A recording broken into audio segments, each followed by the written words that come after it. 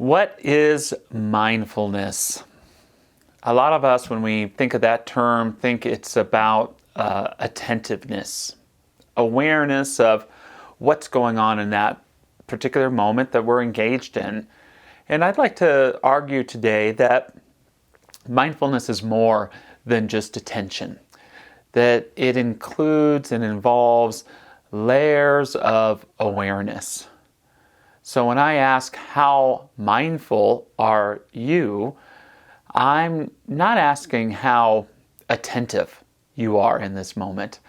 I'm asking, how in touch are you with the layers of awareness that exist in your life, whether you're paying attention to them or not. The great Fred Rogers, Mr. Rogers, when he would do a commencement speech at a university, or famously one time after achieving a Lifetime Achievement Award at the Emmys, he'd invite everyone in the audience to pause and just take 1 minute. 1 minute to think about the people who loved them in their lives and helped them get to the threshold crossing where they are. To reflect upon them and to think how proud of them they would be and how proud of them they indeed are. And he'd keep the time. I love that because it shares that there's this layer of awareness that isn't even our own. It's the people who love and care about us, that whether they exist as angels or simply are intact as specters in our memory, they're there. The way the people that love you see you. So that's one layer of mindfulness. Another layer of mindfulness has to do with creativity. Sherry Huber, a great Buddhist teacher, once said, "Getting where you want to go has nothing to do with willpower and everything to do with awareness." How do you feel about that? Getting where you want to go has nothing to do with willpower and everything to do with awareness. I like that because it gets me out of that place of thinking that getting where I want to go is all about how driven I am, how focused, how hell-bent, and instead invites me to get really clear about where I am and where I am in relationship with where I want to go. And when I get clear about that, sometimes where I want to go comes right to me.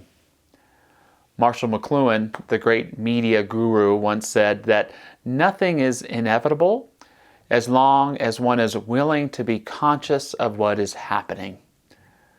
That's another layer of mindfulness, is it helps us get out of our everyday way of thinking that can sometimes pigeonhole us, although it can free us just as well.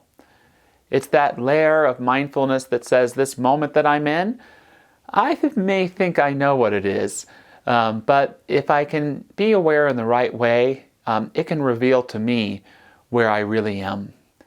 That if I can be conscious of what is happening, there is a possibility of change.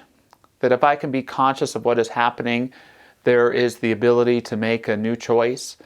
That if I can be conscious of what is happening, I can ask new questions that may not even lead to answers, but can help guide me to a creative spirit to find a new way of being in the now.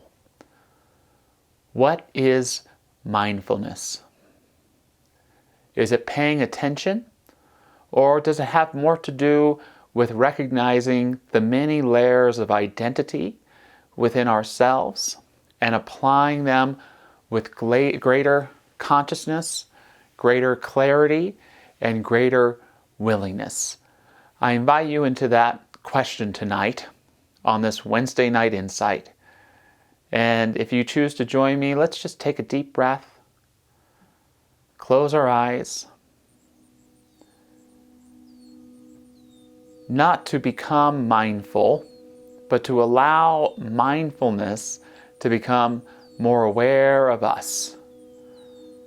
the many layers of our being, the many webs of our becoming, the many pathways of our soul, soaked in possibilities, yet ripe with what's already taken place.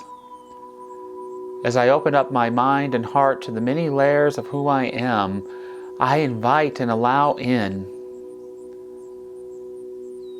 new profound levels of awareness that motivate me, that help me to see, that connect me with heart, that help me to remember that which I fear I may have forgotten, and help me to forget that which I care not to remember or serves me no longer.